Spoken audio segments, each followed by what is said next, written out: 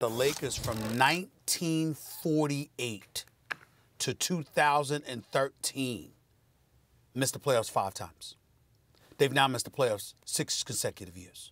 Just put that in perspective. And so when we look at it from that standpoint, one would argue that Dr. Buss, God rest his soul, passed away, I believe it was February of 2013. That season they didn't make the playoffs, and no season since have they made the playoffs. And when you consider the fact that this great, great man, somebody that Max Kellerman has called the greatest owner in the history of sports, arguably, accomplished what he accomplished, and his daughter is running the franchise. And obviously there was friction between her and her brother, Jim. And then the other brothers were involved. Remember, she had to literally go to court. Ramona Shelburne reported on all of that exceptionally well, I might add. She had to go to court basically to strip them of any power they thought they had and to make it clear that she reigned supreme over the Los Angeles Lakers franchise. It became a legal issue. You have turmoil within the Buss family because clearly there were people that were not on the same page. She reigns supreme. She has the power. And after having the power, what has been accomplished? You got Magic Johnson. Not only did he abruptly resign, he didn't even call you. He left first and then had dinner with you a couple of weeks later. We talk about the dysfunctionality that's raked through this franchise. We talk about Rob Pelinka ascending in power from an agent to a GM of the franchise to now the de facto president of basketball operations, one would argue. You got Kurt Rambis, who's 100 games under 500 as a coach, making major decisions to the point where Frank Vogel is going to a press conference and including him in terms of gratitude towards being hired.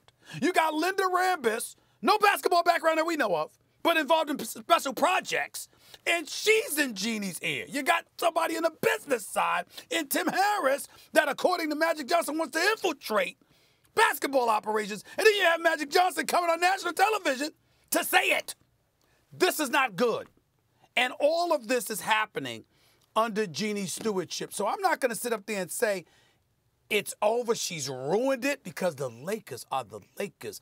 I love them. I root for them, even though I'm a native New Yorker. There's so many people within that organization that are beyond kind and good people, always have been good to me. But I will tell you that it's going towards that way.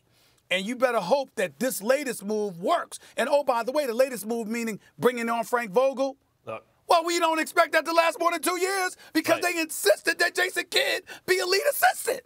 It's a mess. Look, it's when you talk about the people, the good people in the Lakers organization, in my view, foremost among them is Jeanie Buss. Jeannie's excellent. However, she's ruined the Lakers. It's not irreversible, but she's ruined the Lakers. And the reason is her father, the way I phrase it, Stephen A., is he is by far the late, great Dr. Jerry Buss. By far, it's not close. The greatest owner in the history of American team sports. He's lapping the field. And since he passed and Jeannie has gotten control of the franchise, they've stunk. And first, she took too long to fire her brother. Jim Buss and Mitch Kupchak were handing out contracts to Timofey Mozgov and Luol Deng when they couldn't get anyone else to take their money. Before that even, Jeannie gave Kobe a 2-year contract extension. When they were out of that deal, they handed him $50 million a year, handcuffed themselves, and he wasn't even back from an Achilles injury. He immediately got hurt again, couldn't really get on the court. These are disastrous decisions made under Jeannie Buss's watch. And then here's what blows my mind.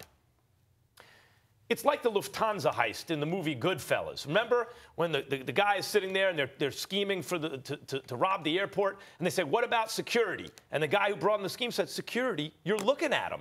Like, Jeannie, the LeBron situation is an inside job. How do you mess up an inside job? This is an inside job. LeBron's there. Let me tell you how this works now. LeBron says, Magic is like, all right, LeBron, I'll get you, Ty Lue. Hey, Rich, yeah, we'll give KCP a 1-year deal for twice what he's worth. Don't worry about that. We're going to get AD, right? Okay, how long do we have to wait? Great. If we can't trade for him, we'll sign him. It's an inside job. So you know how that works? LeBron gets the coach he wants, particularly if Magic Johnson, the guy you hired, the guy who's like a brother to you, your words, That guy is coming in trying to get rid of the incumbent coach and give LeBron the coach he wants. How do you mess up an inside job? An inside job, you're on the outside all of a sudden. They're in the bad shape. But I wouldn't say that they're ruined. They're still in a position to get the things that they want. Once they don't get those things, then I might say that they're ruined. But I still wouldn't put it all on Jeanie Buss. I think what she's done, most of the decisions she's made can be defensible. Like Bob Myers is a guy who's done what Rob Pelinka's done before. There have been people like Jerry West has come in and done things that like Magic Johnson has done. So it's not like what she's done is completely unorthodox. The fact that it appears that she did not have a plan and she did not have everyone tightly aligned beforehand, that's where the problem lies. The thing that stood out of all the crazy things in this story, the thing that stood out to me was where it said Jeanie Buss believes in fate, and that Jeanie Buss believes that everyone ends up the way that they're supposed to be. You cannot believe that and be at the top of the organization, because then, in essence, you're saying that you don't have any control or any influence, and it doesn't matter what decisions you make. So I think that's problematic. She made mistakes there, but it's not too late for the Lakers to rebound. Well, Dominic, let me ask you this question. I mean, and I get where you're coming from, and I actually agree. Like I said, I can't say that it's final, like they can't recover from this. But when you hear folks saying she's got too many people in her ear, they're not proven basketball people in terms of really having the necessary acumen or resume, maybe not the acumen, but the resume that's credible enough where they should be a dominant presence in your ear. When Magic Johnson comes on the air and acknowledges that that's a problem, she can't listen to everybody, that there's too many people, and more importantly, she's leaning on emotional connections as to why they have her ear, as opposed to really, really dissecting their basketball acumen, credibility, resume, etc. How should we look at Jeanie in that regard, Dominic? I agree with you. She made it very difficult for her success, but I think this, like many things in sports, is we let the results decide how we're going to tell the story. If LeBron doesn't get injured and they're winning, we're going to look at this and people are going to say Jeanie Buss went with the people she trusted.